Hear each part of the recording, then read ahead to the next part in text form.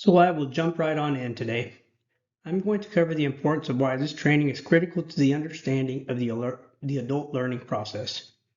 My name is Alan Guardado. I am conducting this training to understand the importance of foundational literacies and why Petra Robinson's Critical Literacies Advancement Model, also known as CLAM, is the essential building block for adult learning.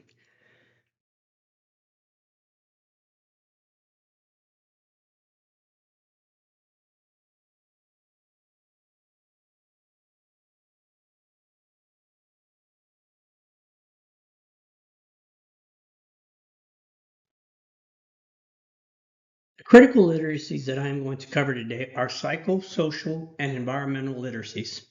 Psychosocial and environmental literacy consists of finding balance and being able to establish interconnection between human mental, social well-being, and the natural world, while encouraging skills to address multifaceted ecological and health challenges. This method and literacy combines environmental knowledge and emotional connection to nature and practical behaviors to promote sustainability and resilience.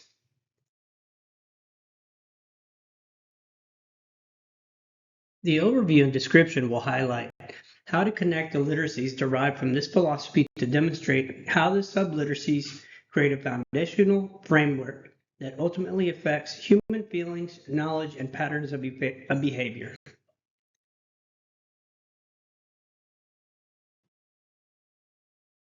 This is today's introduction, purpose, and the overall terminal learning objective. The Critical Literacies Advancement Model, also known as CLAM, developed by Robinson, is a framework designed to disrupt bias and promote social justice through adult education. It functions as both a theoretical and practical tool for analyzing and challenging systemic inequities, power structures, and marginalization. The purpose is to equip people with the skills, knowledge, and attitudes needed to make informed decisions for individual well-being and health, social responsibility, and ecological sustainability.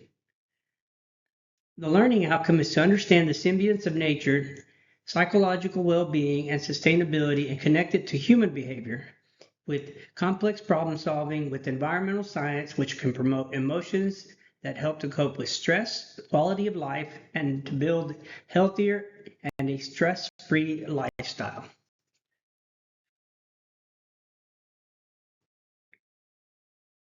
Here are some of the definitions. Basically, there are two pillars of modern literacy. Some of these encompass the definitions that I'm about to cover.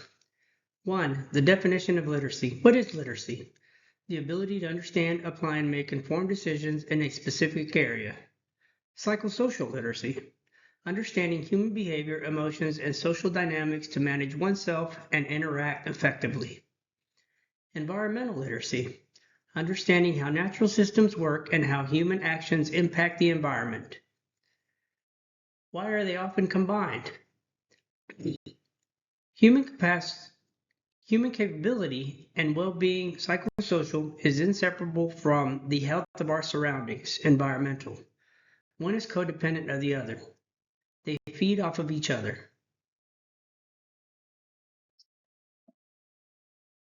Let's talk about social and emotional educations. Emotional education is a critical part in the well-being and emotional balance of an adult learner. Throughout the learning process, people can encounter various emotions while expanding their knowledge base. Students need to understand how to handle and overcome these emotions. The educational process by which an individual develops social and emotional competence for personal, social, and academic growth and development through curricular, embedded, relational, and contextual approaches while producing positive social, emotional, cognitive, and academic outcomes is referred to as social and emotional education.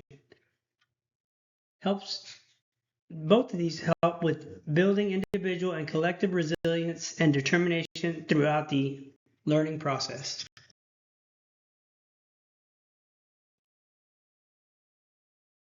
Let's talk about sustainable well-being. There are two important factors for sustainable well-being. One is environmental literacies and the other is psychosocial factors.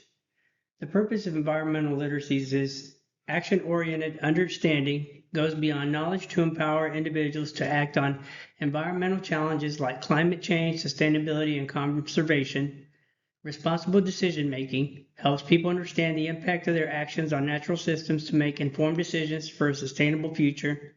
Systems thinking develops the ability to see how human activity is deeply connected to all natural systems, and preparation for green careers prepares people for emerging careers focused on sustainability.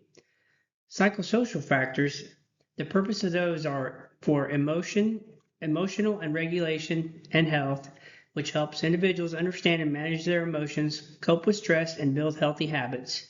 Social and emotional skills help to promote skills like empathy, collaboration, and communication. These also help with reducing stigma and improving care, which improves understanding of mental health issues, reducing stigma, and increases the likelihood of a person seeking help. And last but not least, individual and collective resiliency enhances the ability to recover from challenging situations and improve quality of life within the communities. Let's continue to talk about two other factors that can impact sustainable well-being. Emotional literacy. The purpose of emotional literacy is knowing feelings of self, ability to empathize, ability to acknowledge emotions within yourself, ability to address and repair emotional damage, and the ability to understand the world and context of emotions. What are the combined benefits? And what are their purposes? Combined benefits are there to connect you to nature, fosters a sense of responsibility and connection to the environment, which in turn benefits mental health.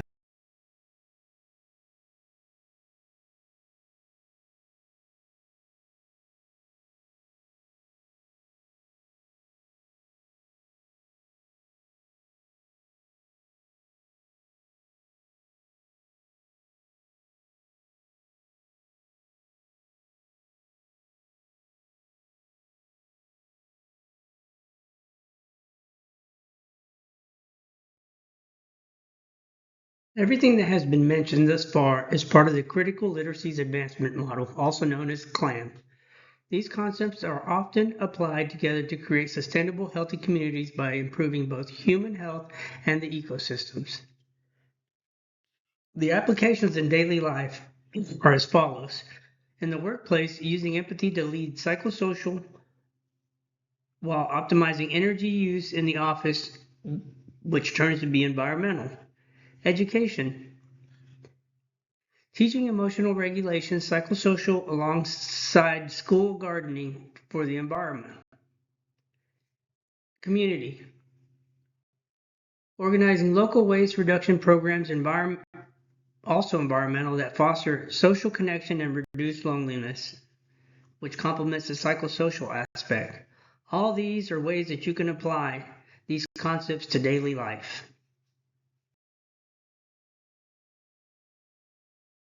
Some of the methods that can be utilized in teaching CLAM are: one, to teach the importance of foundational theories and how they feed on each other, which I've covered already. Two, you can teach these given in a classroom environment with a group setting of no more than 20 students with a facilitator like me with clear logical flow of the material. Resources are a projector, laptop, or desktop, a facilitator like myself, handouts, and knowing the audience. You want to start by building the essential structure. Build your slide and slide presentation design. You want to have confident delivery and a well-spoken facilitator. Make sure that you check off everything on your preparation checklist.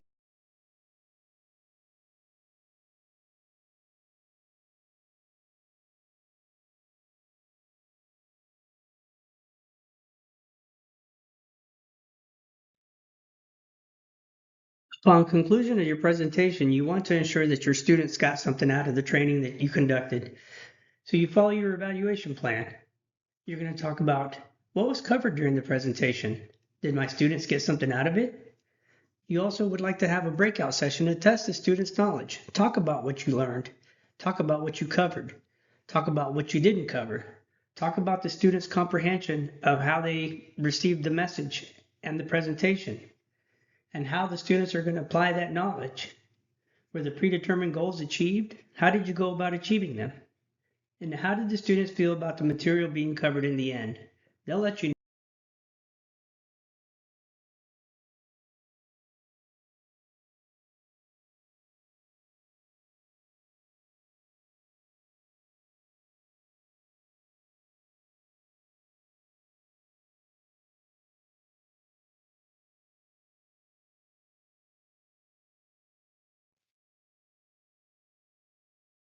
today's conclusion, I want to talk about the overall end result.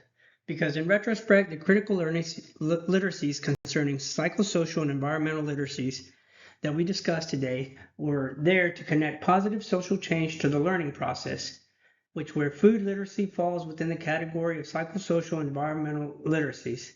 This subcategory also includes health, emotional, financial, and ethical aspects of the literacy models. These literacies posit that with the development of general critical literacy skills, other non-traditional literacies can be fostered that will ultimately lead to more informed behaviors that can promote change.